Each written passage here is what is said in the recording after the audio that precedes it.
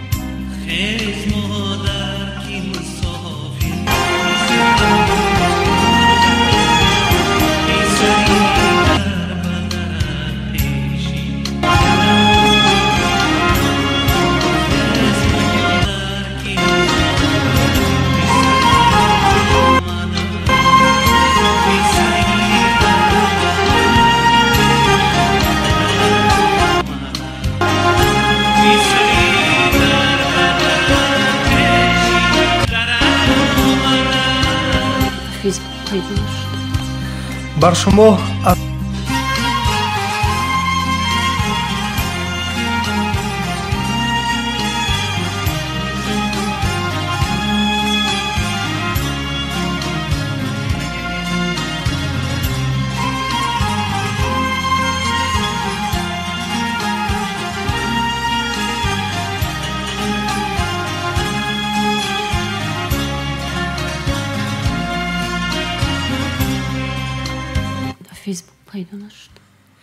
بر شما از رود سربخش زرفشان سلام، از صفای چشمساران بدخشان سلام، از خوجند باستان و ملک ختلان سلام، از تمام تاجیک و از تاجیکستان سلام.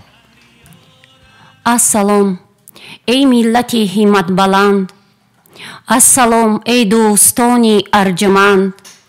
با ندای رودکی امروز ما مهمان این دیار دلپسند. درود بر تمام شنوندگان رادیو مهاجر، درود بر تمام تاجیکان دنیا که این لحظه ما رو میشنوند و با ما هستند. درود به هر تاجیکی که امروز در هر کنج و کنار دنیا قرار دارد، فرق ندارد در اروپا، در تاجیکستان، در روسیه، در امریکا، در کجایی که نباشید سلامت باشید. متاسفانه امروز ما برنامه را 1 ساعت دیرتر آغاز کردیم، چون که صحبت داشتیم با یک فیزیکی جوان تاجیک، با یک نامبردار ملت تاجیک که خادمی علمی مرکز کوانتی روسیه است. از همین لحاظ متاسفانه برنامه را 1 ساعت دیرتر آغاز کردیم. مصاحبه ما رو شما میتوانید در فیسبوک یا در یوتیوب حتما گوش کنید.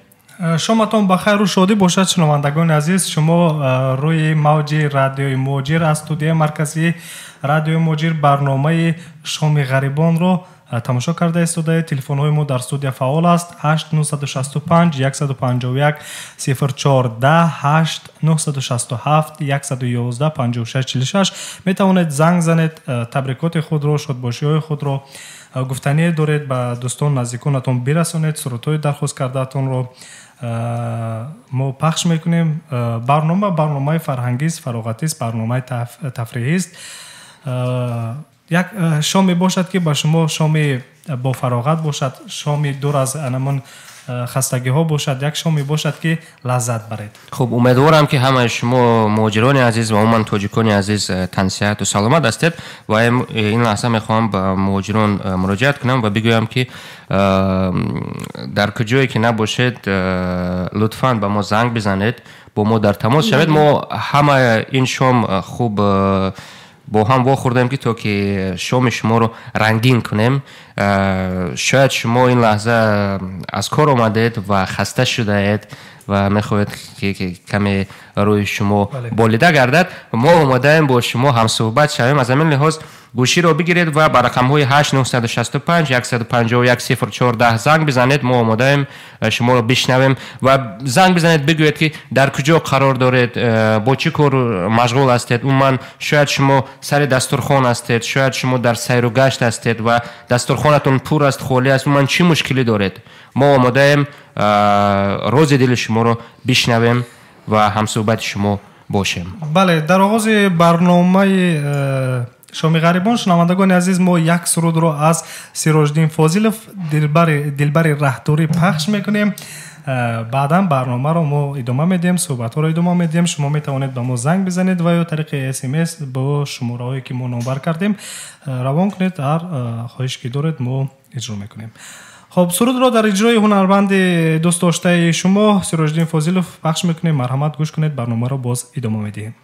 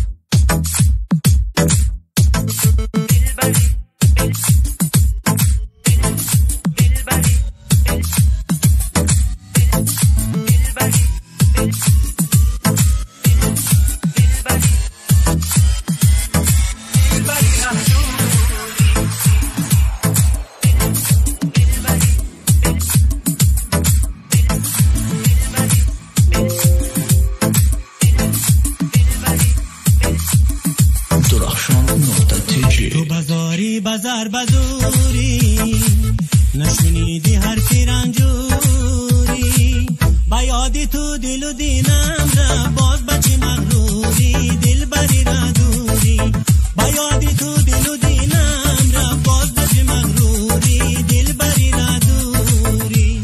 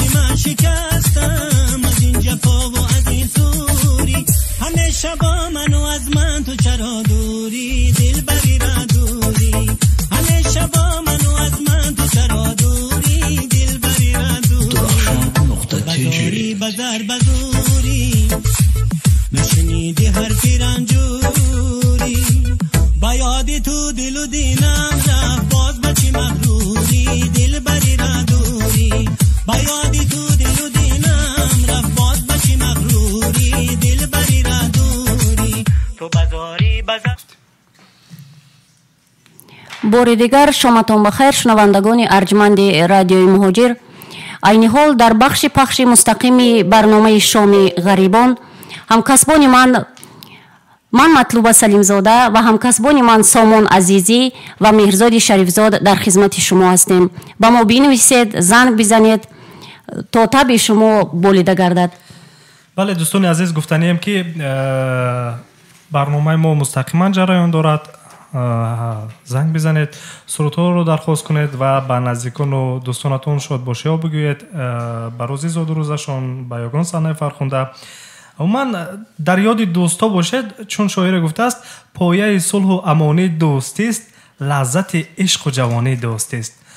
дӯстии моро ба ҳам наздик кард, офтоби зиндагонӣ дӯстист. хуб, бале, мо омодаем бо шумо ҳамсӯҳбат шавем. ба назари шумо муҳоҷирони тоҷик ин лаҳза бо кадом кор машғуланд? чӣ фикр доред? айни ҳол мерзод бародар, дар шаҳри Москав қарор дорем мо ки соат 21:08 ҳаст. фикр мекунам нафароне ки ҳастанд ки фориғ аз кор ҳастанд. биёед ман хабарҳои рӯзро ба саҳми шунавандагон мерасонам. вазъи боду ҳаворо мегӯем, баъдан таърихи рӯзро мегӯем, баъдан барномаро идома медиҳем. номаҳои шодбошӣ инҷо расида истоданд. шунавандагони азиз, номаҳо инҷо расида истоданд. аллакай мо дар оғози барнома кӯшиш мекунем хабарҳои муҳимро ба саҳматон расонем, вазъи боду ҳаворо гӯем, баъдан барномаро идома медиҳем. баъдан ба ҳама паёмакҳо посух хоҳем дод. бале.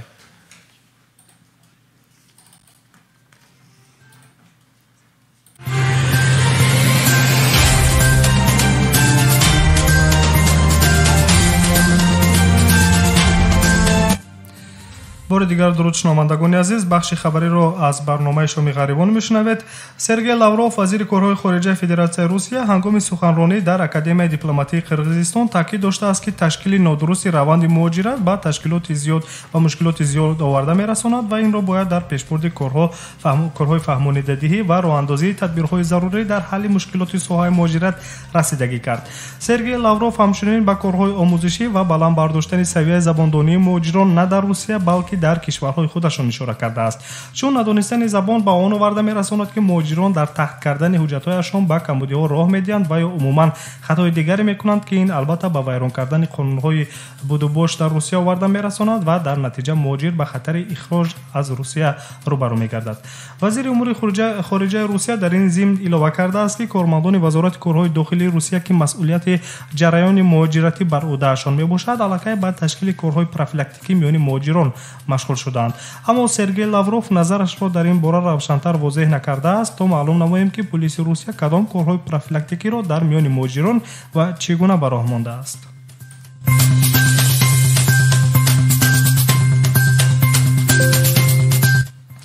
як ронандаи нақлиёти боркаш аз Ӯзбекистонро дар Русия ба расонидани зарари ҷисмонӣ ба саломатии намояндаи ҳокимият ҳангоми иҷрои вазифаҳои хизматӣ муттаҳам медонанд. шарҳи воқеият чунин аст ки ронандаи боркаши ӯзбекистониро дар роҳи Могилино-Кругловка дар ноҳияи Руднянский вилояти Смоленск кормандони гумруки ин вилоят барои тафтиши ҳуҷҷатҳо боздоштаанд. аммо чӣ тавре гуфта мешавад, ронанда ба кормандони гумрук итоат накарда ҳаракатро идома медиҳад ки ҳангоми кӯшиши боздошти ронанда сардори дастаи таъиноти зудамали собри хадамоти федералии гумруки Русия оид ба вилояти Смоленск аз пояш ҷароҳати вазнин ба саломатӣ мебардорад. кумитаи тафтишотӣ дар нақлиётбудаи шаҳри Москав аз рӯи ин ҳодиса бо аломати моддаи 318 қисми 2 кодекси ҷиноятии Федератсияи Русия парвандаи ҷиноятӣ оғоз намудааст. додгоҳ бошад ронандаи нақлиёти боркаши ӯзбекистониро дар ин ҷиноят муҷрим шинохт ва ӯро ба 2 соли зиндони низомашумӣ равона намуд.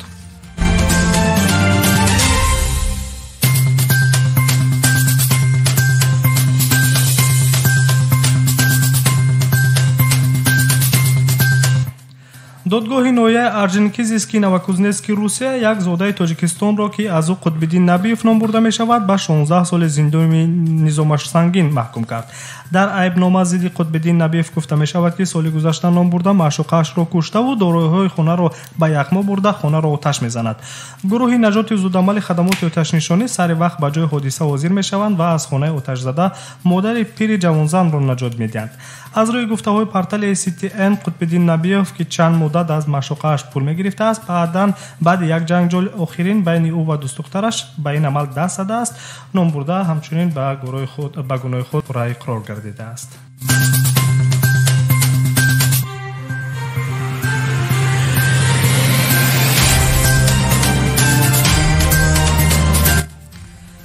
мақомоти ҳифзи ҳуқуқ дар ноҳияи Зубо ва Полянскии ҷумҳурии Мордоваи Русия нисбати як шаҳрванди Тоҷикистон парвандаи ҷиноӣ آغاز کردند. منبع در مقامات امور داخله از اون نام نمیبرد و تنها گفته می شود که شهروند تاجیکستان بوده با گمان دادن پوره به ناظران بازرسی دولتی اتومبیلی دستگیر شده است. گفته می شود که در حدود شهرک اکیم سرگیوکا نقلیات او را کارمندان بازرسی دولتی اتومبیلی برای تفتیش حجت داشتند. در وقت تفتیش حجت ناظر راه شبهه در حجت‌های او دیده این زاده تاجیکستان را برای معلوم نمودن حالت‌های جای داشتن بودوباشت غیر قانونی در حدود روسیه به شعبه پلیس میبرد که در آنجا شخص گمانبر و کارمند بازرسی دولتی اتومبیلی دادن مبلغ به صفت پوره را پیشنهاد میکند. این زمان او در گمانبری دادن مبلغ همچون پوره به ناظر بازرسی دولتی اتومبیلی گمانبر بوده. تفتیش قضیه ادامه دارد.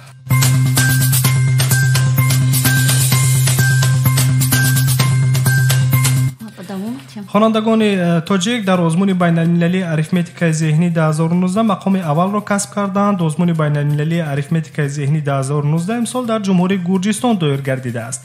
در این آزمون بین المللی تاجیکستان را 7 نفر خوانندگان مؤسسه‌های تحصیلاتی ولایت مختار کوهستانی بدخشان نمایندگی داشتند.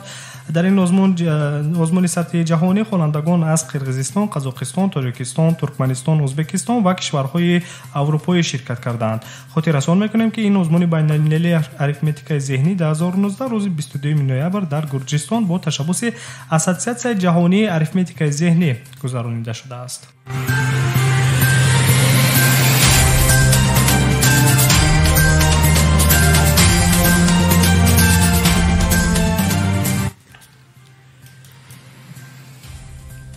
шунавандаи азиз, таваҷҷӯҳ намоед ба як эълон. шоми 29 ноябр соати 18:00 ба вақти Москав дар студияи марказии радиои муҳоҷир пахши мустақими барномаи ҳуқуқи шумо бо ҳуқуқшиносони соҳаи муҳоҷират доир мегардад.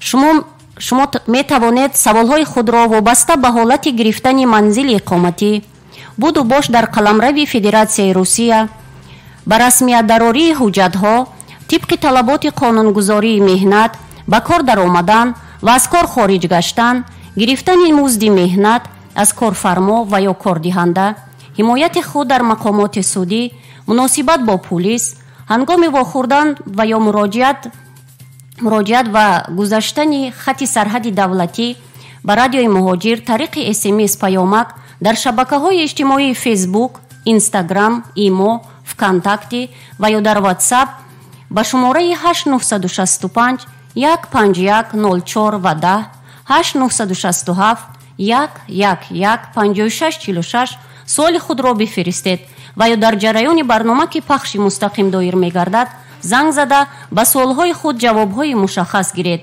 фаромӯш насозед, пахши мустақими барномаи ҳуқуқи шумо шоми ҷумъаи 29 ноябр соати 18:00 ба вақти Москав оғоз мегардад.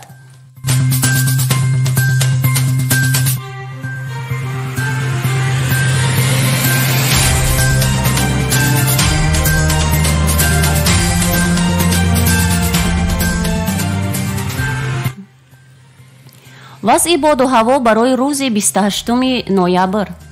дар шаҳри душанбе ва ноҳияҳои атрофи пойтахт пагоҳ ҳавои бебориш гуфта мешавад.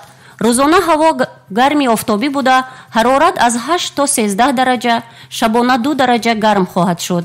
дар Москав пагоҳ бориши борон пешгӯӣ мешавад. ҳарорати ҳаво рӯзу шаб мӯътадил буда то 2-3 дараҷа гуфта мешавад. дар Санкт Петербург низ пагоҳ бориши борон пешгӯӣ мешавад. ҳарорат рӯзу шаб якхел буда 2-3 дараҷаи гармиро фаро мегирад. дар Екатеринбург ҳавои тағйирёбанда дар назар аст. ҳарорати ҳаво рӯзонаю шабона хунукии то 6-7 дараҷаро дар бар мегирад. дар шаҳри Рязан рӯзона ҳаво бебориш буда, вале шаб каме борон меборад. ҳарорат рӯзонаю шабона мӯътадил буда доираи 1-3 дараҷа гарм мешавад. дар Новосибирск ба фарқ аз дигар минтақаҳо ҳаво пагоҳ куллан тағйир мекунад. рӯзонаю шабона бориши барф пешгӯӣ мешавад. ҳарорати ҳаво сард шуда рӯзона хунукӣ то 17, шабона то 13 дараҷа гуфта мешавад. дар Оренбург пагоҳ ҳаво рӯзона то 11, шабона то 6 дараҷа сард мешавад, вале боришҳо дар назар нест. дар Красноярск пагоҳ барф меборад. ҳарорати ҳаво рӯзона паст шуда хунукии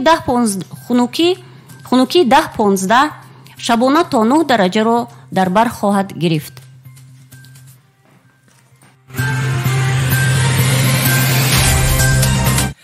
шунавандагони азиз, барномаи шоми гарибон аст мустақиман аз радиои муҳоҷир. шумо шунида истодаед моро ҳамроҳӣ кунед. телефони мо фаъол аст дар студия 8965 151 014 8967 112 5646. шумо бахши хабареро шунидед аз барномаи шоми гарибон. мо барномаро идома медиҳем ва имрӯз дар таърихро айни ҳол ҳамкори ман бону матлуба бону салимзода манзури шумо ба саҳми шумо мерасонад.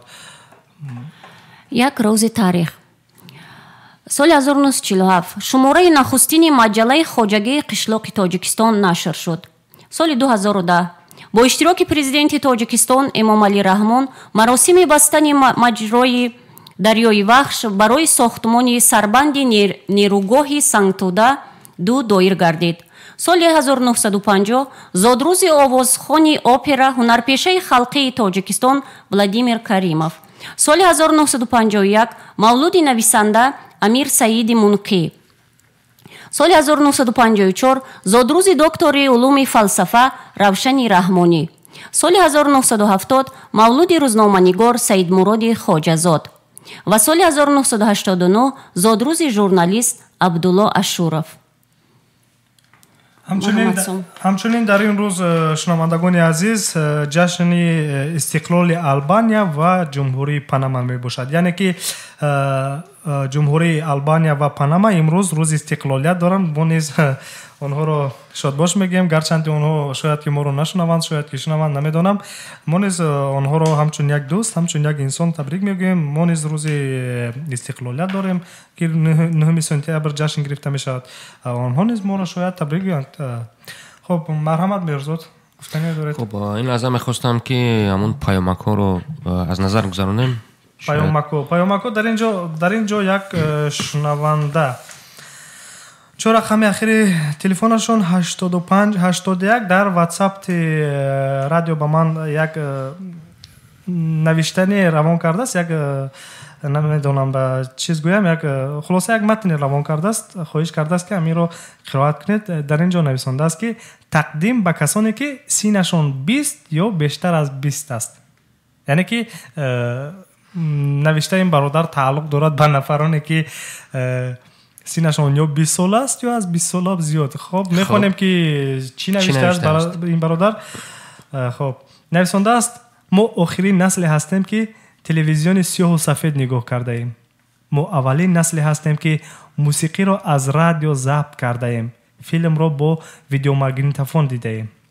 мо охирин насле ҳастем ки бидуни телефону фейсбуку вайберу ватсап бузург шудаем.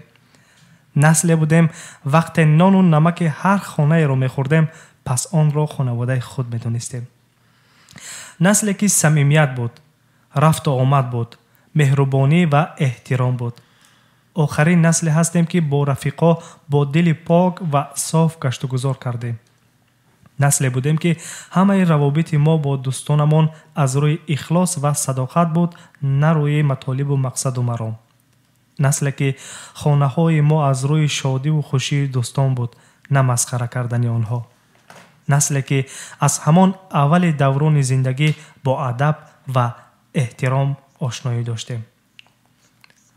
охирин насле ки шабнишиниҳо қисса гуфтанд, нишастанҳои бидуни вайберу интернет. мо танҳо насле ҳастем ки мисли хазон байни тобистону зимистон ду фасли мутафовитро таҷриба кардем. фасли бо ишқ.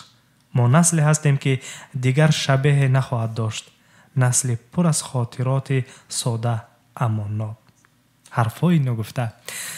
шунавандагони азиз, ин навиштаи эҷоди мо набуд. инро як шунаванда чор рақами ахири телефонашон 8581, ман метавонам бигӯям ки шунавандаи доимии мост. дар ҳар барнома моро ҳамроҳӣ мекунад.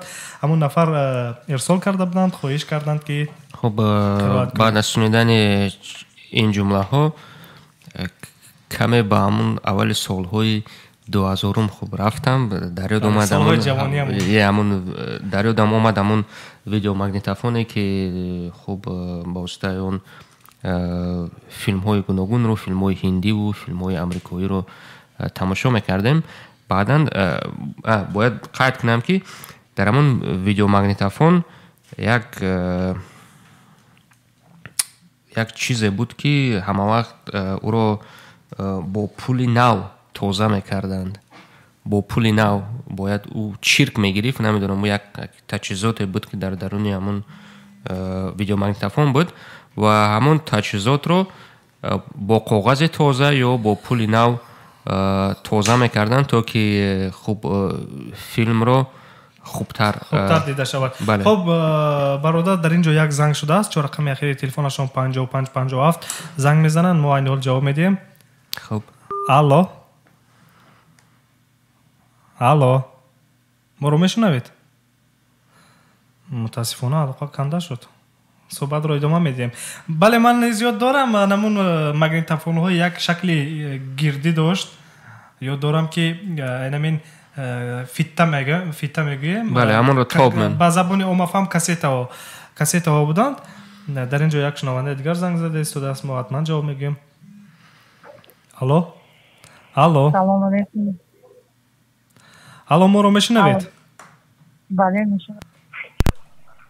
الو ما رو میشنوید؟ الو سلام علیکم، شماتون بخیر باشد. شومی غریبان است از رادیو مهاجر، ما شما رو گوش میکنیم.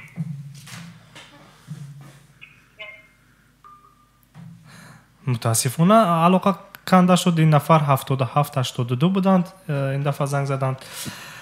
خب صحبت رو ادامه میدیم. انمون فیته ها رو در خانه ما یک فیته احمد ظاهر بود. روز باور کنید 3-4 مرتبه خو از اونم زیادتر انمون فیته دور میزد و خونده همه اون صدا رو گوش میکرد. در خانه ما نیست. احمد ظاهر خوب مخلص احمد ظاهر بودند و هم یک کسته بود. کسته ها بسیار بودند، همون فیته ها بسیار بودند ولی بسیارتر بیشتر همون احمد ظاهر رو گوش میکردند. خب در اینجا یک شنونده ما نویسنده است، چه رقم اخیر تلفنشون 4999 نویسنده است که برادرم سیاوش جان امروز زادروز دارند، 5 ساله میشوند، میخوام شما رو تبریک بگید. خب برادر این نفر زادروز داشتند، از شبنم سرایا یک سرود درخواست کرده است. نام برادرشون سیاوش نویسنده است که برادرم رو تبریک گوید و ما نیز در تبریکات این برادر همراه میشویم و گفتنیم که جز دعا یاد نگوییم که رودکی گفته 100 سال بزی 100 سال 1000 سال بزی. خب سرود درخواست کرده است این شنونده بهر زادروز برادرشون، بهر سیاوش جان 5 ساله که میشود، از شبنم سرایا. یک سرود درخواستی شنونده رو پخش میکنیم، بعدا باز برنامه رو ادامه میدیم. خب شنوندگان عزیز فراموش نکنید برنامه شومی غریبان مستقیما از استودیو مرکزی رادیو مهاجر جریان دارد. من یک بار دیگر تلفن رو قرائت میکنم: 8965 151 014 8967 111 5646. ما سرودی درخواست کرده این شنونده رو پخش میکنیم، بعدا صحبت رو ادامه میدیم. ما رو همراهی کنید.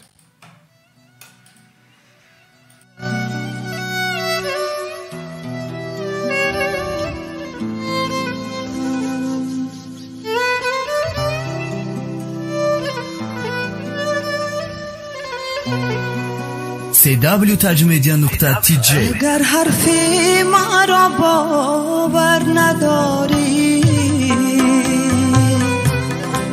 الهی سر زبالی بر نداری، ندانستی میانی قوم و خشم کی دل سوزی چومندی گر نداری. آن دل که بردی پس بیده ای نازنین دست دستم میشناسم. آن دل که بردی پس بیده ای نازنین دست دستم میشناسم. با دیگران کار ندارم، بعد از این دست دستم میشناسم. با دیگران کاری ندارم، بعد از این دست دستم میشناسم. دست دستم میشناسم.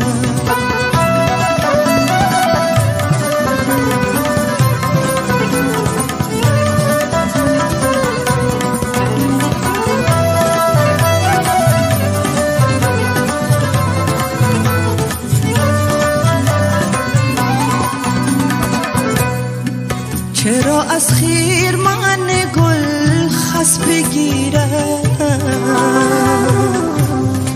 چرا از دامن اینا کس بگیرد فقط یک آرزو دارم که آخی دل خود را ز دستت پس بگیرم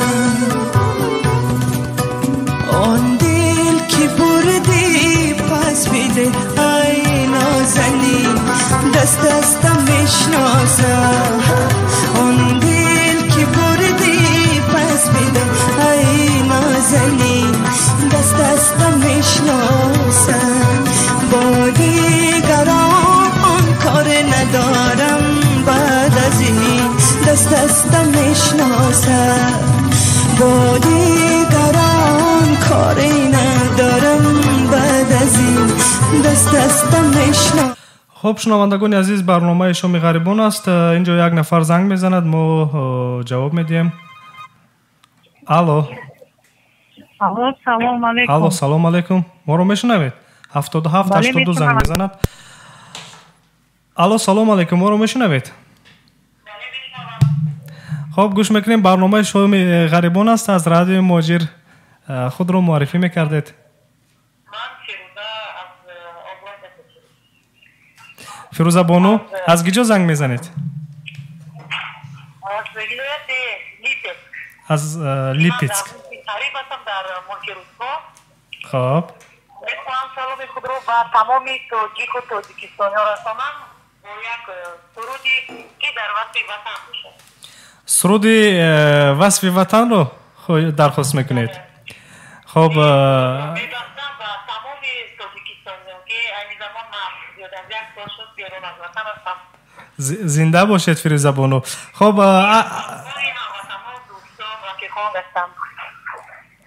تشکر زنده باشید. این حال با چی کار مشغولید؟ من این حال در خانه هستم استراحت دارم و روزانه کار میکنم. در کجا کار میکنید؟ در یک مغازه. در یک مغازه کار میکنند. خب اپا فیروزه بانو گفتنیم که هیچ وقت خسته نگردید، هیچ وقت رو افتاده نشوید. ما نیز در غریبی قرار داریم و این برنامه شومی غریبان بهر شماست، بهر دیگر شنونده هاست. همیشه طبعتون خوش باشد اپای جان.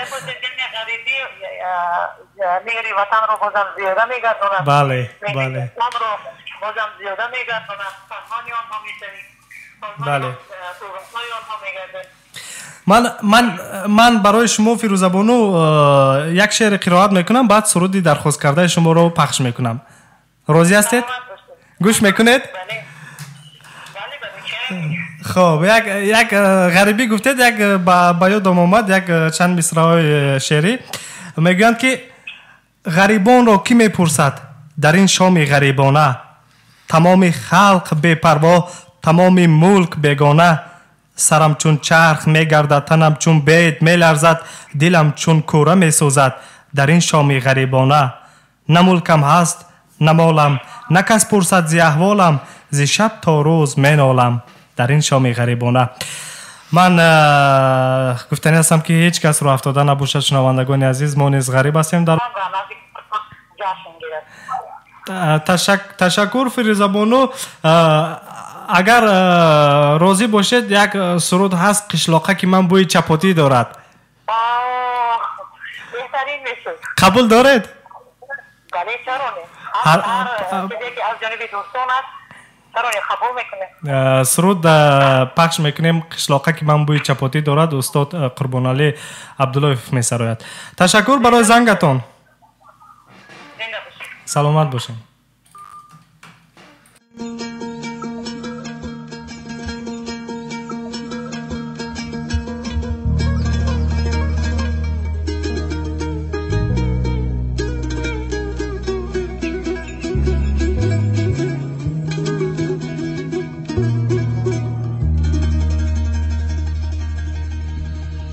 قشلاقه که من بوی چپاتی دارد،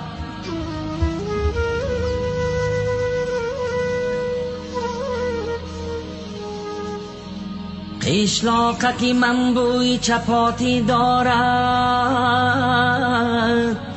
شیرینی شیرینی توتی دارد.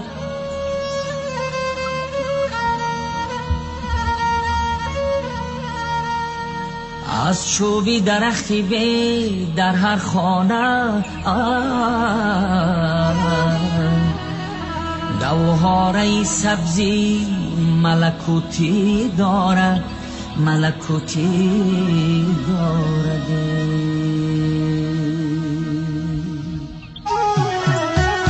آن کو که می نماید اندوهی من است، آن ابری هوا خیالی انبوهی من است.